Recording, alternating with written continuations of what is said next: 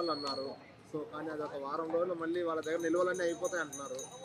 So అది కరెక్టేనా sir? Trump 4 వారాలు అన్నారంటే ఖచ్చితంగా అది 6 వారాలు అవుతుంది అన్నమాట. 6 వారాలు. 6 వారాలు అంటే 1.5 మంత్ అవుతుంది.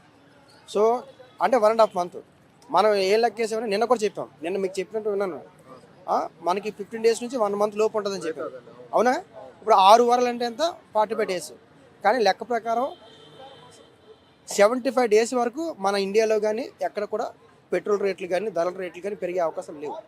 75 రోజుల వరకు మన భారత్లో ఎలాంటి సమస్య ఉండదు. భారత్లో ఉండదు. సో అమెరికాలో కూడా అలాంటిదే ఉంటుంది. సో ఎందుకంటే మనకి రష్యాతో కూడా ఒప్పందం ఉంది. చమురు ఒప్పందం రష్యాతో కూడా ఉంది. కేవలం వాళ్ళ మీద మనం డిపెండ్ అయ్యి లేము. అందుకే మీకు చెప్తాను, విదేశాంగ విధానాలు కొన్ని వ్యూహాత్మకంగా భవిష్యత్తును ముందుగా అంచనా వేస్తూ చేయాలి. అలా చేస్తున్నారు కాబట్టి మనకి ఇబ్బంది లేదు. సో ఈ యుద్ధాన్ని కూడా ముందుగానే అంచనా వేశారు. సో కాబట్టి అంతే మీకు 4 వారాలు అంటే 6 వారాలు అంటే 45 మ్యాక్సిమం 1.5 మంత్. సో మనకి ఫైనాన్స్ సంక్షోభం రావచ్చు అంతర్జాతీయంగా, కానీ మన దేశానికి పెద్దగా ఎఫెక్ట్ ఉండదు. ఇవాళ ఏమన్నా అంటే కరెక్ట్గా ఒక వారం కనుక ఇదే విధంగా మిసైల్స్తో దాడి చేస్తే ఇరాన్ దగ్గర ఉన్న సరుకు మొత్తం అదే ఏవైతే మిసైల్స్ ఉన్నాయో అన్నీ అయిపోతాయి. సో వారు ఆగిపోవచ్చు అని అంటున్నారు. సో దాని గురించి ఏమన్నా? లేదు. ఇరాన్ ఆర్థికంగా వెనకబడి ఉన్నా సరే యుద్ధంలో మాత్రం ఆర్మీలో కానీ బలంగానే ఉంది. యుద్ధంలో బలం ఉంది. కానీ ఇరాన్ దగ్గర వ్యూహం ఉంది. ఒక చిన్న మీకు కాన్సెప్ట్ చెప్పడం మర్చిపోయింది. యుద్ధంలో బలాలు బలహీనతలు బట్టి గెలరు, వ్యూహాన్ని బట్టి గెలుస్తారు. ఎవరికైతే వ్యూహం ఉంటుందో ఆ వ్యూహంలో గెలుస్తారు. ఇప్పుడు ఇరాన్ బలమైందా, ఇజ్రాయెల్ బలమైందా, అమెరికా బలమైంది కదా, ఎవరి వ్యూహం బలంగా ఉంటే వాళ్ళు గెలుస్తారు.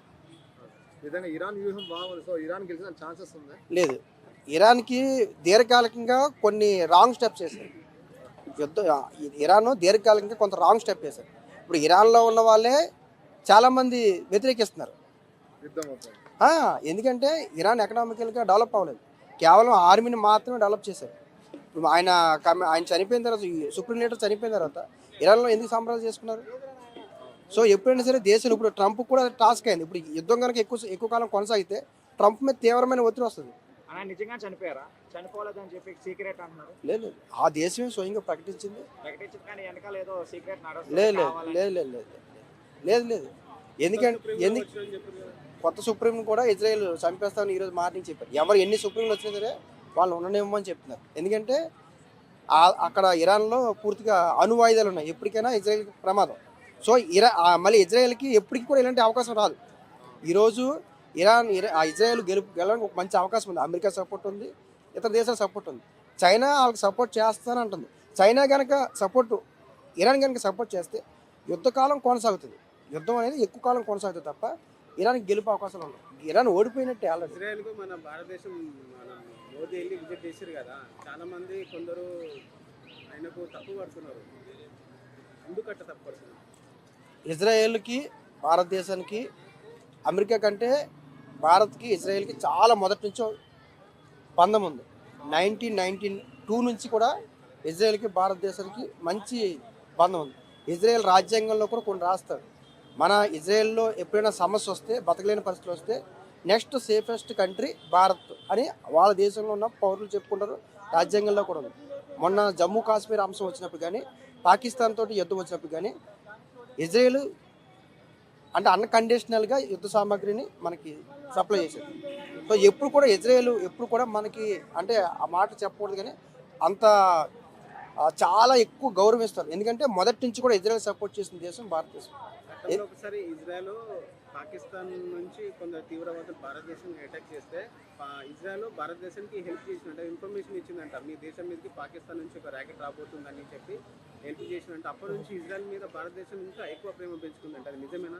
లేదు, అది కాదు. కానీ వాళ్ళకి టెక్నాలజీ పరంగా చాలా ముందు ఉన్నారు. టెక్నాలజీ పరంగా 100 సంవత్సరాలు ముందున్నారు ఇజ్రాయెల్ దేశం. సో మనకి తెలంగాణలో ఫోన్ ట్యాపింగ్ సామాగ్రిని కూడా ఇజ్రాయెల్ నుంచే తీసుకొచ్చారు. ఫోన్ ట్యాపింగ్ సామాగ్రి మొత్తం కూడా. సో ఇజ్రాయెల్కి మనకి ఈరోజు కాదు, ఇజ్రాయెల్ అనేది ఇండిపెండెంట్గా కంట్రీ అయింది. దానికి ఇజ్రాయెల్ని ఎవరు కూడా దేశంగా గుర్తించలేదు. ఇజ్రాయెలే స్వయంగా ప్రకటించుకుంది. 1947లో ప్రకటించుకుంటే 49లో ఐక్యరాజ్యసమితి దానికి ఓకే చేసింది. పాలస్తీనా అంశం ఉంది. పాలస్తీనాకి ఇప్పుడు మనకి భారత్కి పాకిస్తాన్కి మధ్య జమ్మూ కాశ్మీర్ ఇరాక్ సమస్య ఉందో, ఇరాన్కి ఇజ్రాయెల్ మధ్య ఇప్పుడు చెప్పిన పాలస్తీనా సమస్య కూడా ఉంది. ఇలానే ఇంకో 10 రోజులు యుద్ధం నడిస్తే ఎవరు నష్టపోతారు? ఇరాన్కి నష్టపోతుంది. ఎందుకు? ఇరాన్కి దీర్ఘకాలమైన వ్యూహం లేదు. ఇరాన్ గెలవాలని తపన కంటే ప్రపంచవ్యాప్తంగా ఆర్థిక సంక్షోభాన్ని సృష్టించాలనే కాన్సెప్ట్లో ఉంది. ఇరాన్ కూడా యుద్ధాన్ని స్వాగతించింది కానీ యుద్ధానికి ప్రిపేర్ అవ్వలేదు ఇరాన్. సో ఎందుకంటే ఇరాన్కి ఆ రకమైన వాతావరణం లేదు. ఇక్కడ అమెరికా సపోర్ట్ ఉంది, అదేవిధంగా ఇజ్రాయెల్ బలంగా ఉంది, అన్ని రకాలుగా ఇజ్రాయెల్ బలంగా ఉంది, అమెరికా సపోర్ట్ ఉంది. సో ఎట్టి పరిస్థితుల్లో ఇజ్రాయెల్కు ఇండియా సపోర్ట్ చేస్తే ఇరాన్కు చైనా సపోర్ట్ చేస్తని కొంత మాట వస్తుంది, నిజమే? చైనా ఆయుధాలు తీసుకొని సరిగ్గా సక్సెస్ అవ్వట్లేదని ఒక విమర్శిస్తున్నారు. అది ఎంతవరకు నిజం? మన పాకిస్తాన్లో కూడా ఇదే జరిగింది. ఆ రోజు మనం చెప్పాం పాకిస్తాన్కి ఎలా మీరు ఫండ్ ఇచ్చారు. మన ప్రపంచ బ్యాంక్ ఫండ్ ఇచ్చింది యుద్ధానికి. మనం ఆ రోజు మాట్లాడినాను ఇక్కడ. ప్రపంచ బ్యాంకు యుద్ధానికి ఎక్కడ ఫండ్ ఇవ్వకూడదు కానీ పాకిస్తాన్కి ఇచ్చింది. అలా ఇచ్చిందంటే ఆ రోజు ఎవరు హెల్ప్ చేశారు, ఎవరు చెప్పకుండా ఇప్పుడు పాకిస్తాన్ వెంటనే యుద్ధాన్ని కోలుకునే పరిస్థితులు ఉండవు. లేనప్పుడు ఎలా చేస్తారు అంటే యుద్ధ సామాగ్రి కోసం ఫండ్ ఇస్తారా? ఆ దేశ అభివృద్ధి కోసం జీడిపి కోసం ఇవ్వాలి తప్ప ఎలా ఇస్తారని చెప్పాం. సో ఇటలీ స్టార్ట్ చేసింది, అమెరికా మేము ముగిస్తామని చెప్పి ఒక స్టేట్మెంట్ ఇచ్చారు. సో దీని ఎలా చూడొచ్చు? అమెరికా ముగించవచ్చు. అమెరికా ఎలా అంటే బలమైన వ్యూహం అనేది అమెరికాకు ఉంది. సో డైరెక్ట్గా అమెరికాని అటాక్ చేసే కెపాసిటీ ఇరాన్కి లేదు. ఒకవేళ అలాంటి వాతావరణం వస్తే మధ్యలో ఇజ్రాయెల్ ఉంది.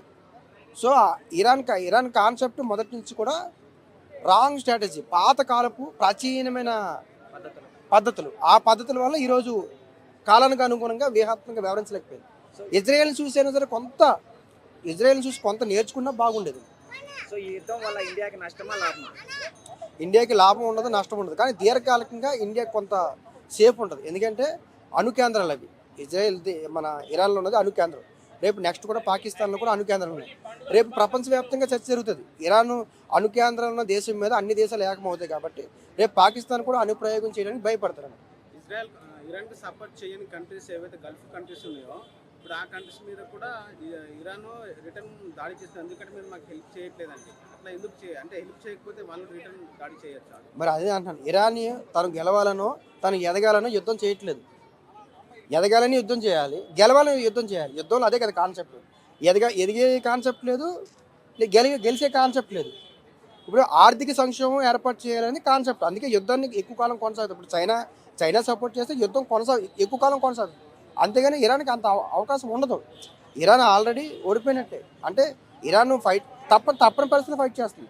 ఇప్పుడు సడన్ ట్రంప్ అంటున్నాడు ఏకంగా మీరు మొత్తం స్వాధీనం అయిపోవాలి, మాకు హ్యాండ్ ఓవర్ చేయాలంటున్నారు. అలా ఏ దేశం హ్యాండ్ ఓవర్ చేయదు. ట్రంప్ కూడా ప్రాచీనమైన ఆలోచన విధానం. మన పాతకాలంలో యుద్ధం ముగిసిన తర్వాత సామాన్లను వదిలేసి తలవంచి వెళ్ళిపోతారు కదా, అలాంటి వాతావరణం ఇప్పుడు ఎక్కడ ఉంది డెమోక్రసీ కంట్రీ? శ్రీలంక బోర్డర్ దగ్గర కొన్ని నౌకలు వచ్చి మాయమైపోయాయని చెప్పి ఒక రూమర్, ఎంతవరకు నిజం? ఏమో మరి ఏమన్నా హైక్ చేసారేమో. అంటే జరుగుతాయి సాధారణంగా. ఎందుకంటే అందులోనే ఏమైనా మనకి ఇప్పుడు చమురు ఉంటే సమస్య లేదు. ఒకవేళ కానీ ఏమైనా సామాగ్రి కనుక ఏమైనా ఉన్నదనుకో అది ఎఫెక్ట్ అవుతుంది కదా. అందుకనే యుద్ధ సమయంలో ఏం జరిగినా సరే అలర్ట్ అవుతాయి. అర్థమైంది మీకు? అవి కొన్ని బయటికి రావు. సో మూడో ప్రపంచ యుద్ధం వస్తుంది అనుకోవచ్చా? రాదు. మూడో ప్రపంచ యుద్ధం వచ్చే అవకాశాలు లేవు. మూడో ప్రపంచ యుద్ధం రావాలి అంటే ఒక 7 దేశాలు, ఒక 8 దేశాలు అలాంటి వారు జరగాలి. కేవలం ఇక్కడ 2-3 దేశాల మధ్య యుద్ధం జరుగుతుంది. సో మనకి ఇరాన్ సపోర్ట్ చేస్తుంది ఒకే ఒక దేశం. రష్యా సపోర్ట్ చేస్తానంటుంది కానీ ఖచ్చితంగా చెప్పలేం. ఎందుకంటే భారత్తో ఆయనకి రష్యాతో కూడా చమురు ఒప్పందం ఉంది కాబట్టి అలా చేసే అవకాశాలు కూడా లేవు. అంటే ఒక 7-8 దేశాలు, ఇంకో 7-8 దేశాలు కనుక జరిగితే అప్పుడు మనకి మూడో ప్రపంచ యుద్ధం. అంతా ఈ మూడో ప్రపంచం వచ్చే యుద్ధాన్ని ఎవరూ కోరుకోవట్లేదు.